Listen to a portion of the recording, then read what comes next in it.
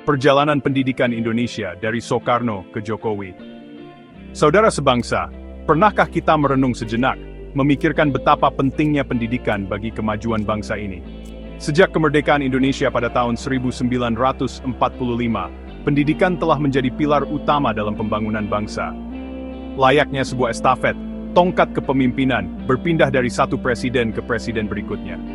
Setiap pemimpin, dari Presiden Soekarno hingga Presiden Jokowi, membawa visi dan misi mereka sendiri untuk memajukan dunia pendidikan di tanah air. Masing-masing pemimpin menghadapi tantangan dan peluang yang berbeda.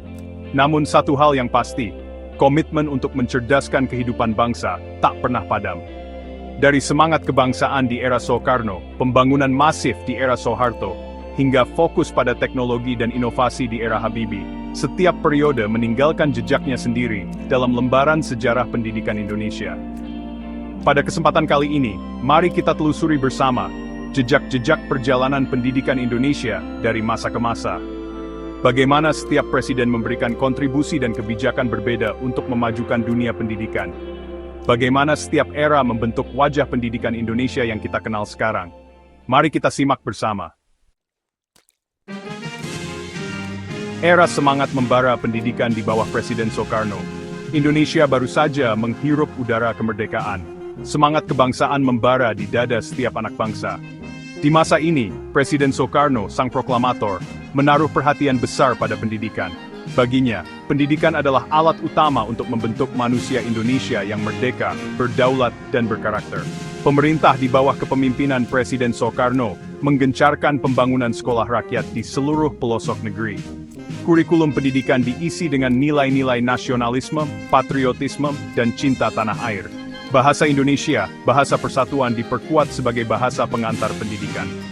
Tujuannya jelas, menyatukan bangsa yang besar dan beragam ini di bawah naungan bahasa yang satu. Pendidikan terpusat, era Orde Baru dan kebijakan Presiden Soeharto. Titik tekan pembangunan di era Presiden Soeharto adalah stabilitas politik dan pertumbuhan ekonomi. Pendidikan menjadi salah satu sektor yang mendapatkan prioritas utama. Pemerintah Orde Baru mencanangkan program wajib belajar 6 tahun, sebuah langkah besar untuk memerangi buta huruf dan meningkatkan kualitas sumber daya manusia. Pembangunan sekolah dari Sabang sampai Merauke terus digalakkan. Pemerintah juga menyediakan buku pelajaran dengan harga terjangkau melalui proyek Inpres. Berbeda dengan era sebelumnya, pendidikan di masa Orde Baru lebih terpusat. Kurikulum disusun dengan mengacu pada ideologi Pancasila dan pembangunan nasional.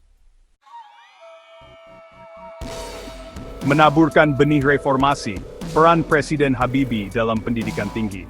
Meskipun singkat, masa kepemimpinan Presiden Habibie membawa angin segar bagi dunia pendidikan, khususnya pendidikan tinggi. Sang teknokrat ini mendorong otonomi kampus dan memberikan ruang gerak lebih leluasa bagi perguruan tinggi untuk mengelola dirinya sendiri. Presiden Habibie percaya bahwa kemajuan bangsa bergantung pada kemampuannya menguasai ilmu pengetahuan dan teknologi. Ia mendorong penguatan riset dan pengembangan di berbagai bidang. Era ini menjadi titik awal reformasi di dunia pendidikan tinggi, menaburkan benih-benih kebebasan akademik, dan mendorong budaya riset dan inovasi. Chapter 4, Merajut Kebinekaan, Pendidikan Inklusif di Era Presiden Abdurrahman Wahid. Presiden Abdurrahman Wahid, atau yang akrab disapa Gus Dur, adalah sosok yang sangat menjunjung tinggi nilai-nilai pluralisme dan toleransi. Prinsip ini juga tercermin dalam kebijakan pendidikan di masa pemerintahannya. Gus Dur mendorong inklusivitas dalam dunia pendidikan. Ia ingin merajut kembali persaudaraan antara sekolah negeri dan madrasah, dua institusi pendidikan yang selama ini terpisahkan oleh sekat-sekat birokrasi. Di masa ini keberagaman mendapatkan tempat yang lebih layak dalam sistem pendidikan nasional. Chapter 5, Meletakkan Fondasi, Peninggalan Berharga Presiden Megawati Soekarno Putri. Salah satu tonggak penting dalam sejarah pendidikan Indonesia terukir di era kepemimpinan Presiden Megawati Soekarno Putri. Di masa inilah, Undang-Undang Sistem Pendidikan Nasional Nomor 20 Tahun 2003 disahkan. Undang-undang ini menjadi landasan hukum bagi penyelenggaraan pendidikan nasional hingga saat ini. Megawati juga menyadari pentingnya pemerataan akses pendidikan. Berbagai upaya dilakukan untuk menjangkau anak-anak di daerah terpencil, meskipun anggaran pendidikan saat itu masih terbatas. Chapter 6 Menuju Pendidikan Berkualitas, Langkah Strategis Presiden Susilo Bambang Yudhoyono. Komitmen Presiden Susilo Bambang Yudhoyono terhadap pendidikan diwujudkan dalam bentuk alokasi anggaran pendidikan sebesar 20% dari APBN, sebuah langkah besar yang sejalan dengan amanat konstitusi. Di masa pemerintahannya, program wajib belajar diperluas menjadi 9 tahun.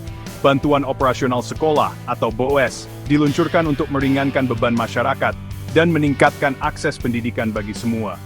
Kurikulum juga terus mengalami penyempurnaan, seperti Kurikulum 2006 atau KTSP dan Kurikulum 2013 atau K13, untuk menjawab tuntutan zaman yang terus berubah. Chapter 7 Pendidikan di Era Digital, Transformasi di bawah kepemimpinan Presiden Joko Widodo. Di era disrupsi teknologi seperti saat ini, Presiden Joko Widodo menempatkan fokus utama pendidikan pada pemerataan akses, penguatan vokasi, dan transformasi digital.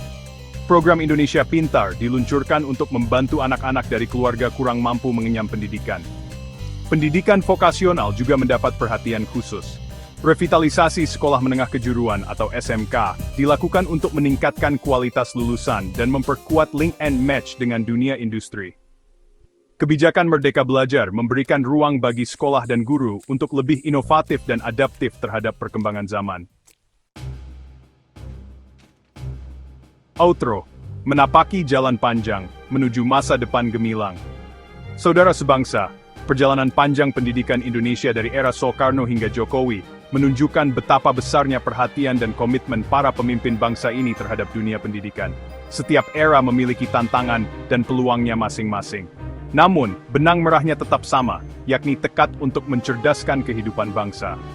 Dari semangat kebangsaan di masa awal kemerdekaan, pembangunan infrastruktur masif di era Orde Baru, hingga fokus pada pengembangan sumber daya manusia, dan adaptasi terhadap perkembangan teknologi di era reformasi, setiap periode memberikan sumbangsihnya bagi kemajuan pendidikan Indonesia.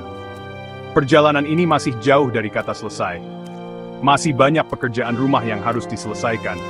Namun, dengan semangat gotong royong dan komitmen yang kuat dari seluruh elemen bangsa, kita optimis, pendidikan Indonesia akan semakin maju dan mampu mencetak generasi-generasi penerus bangsa yang cerdas, berkarakter, dan siap menghadapi tantangan masa depan.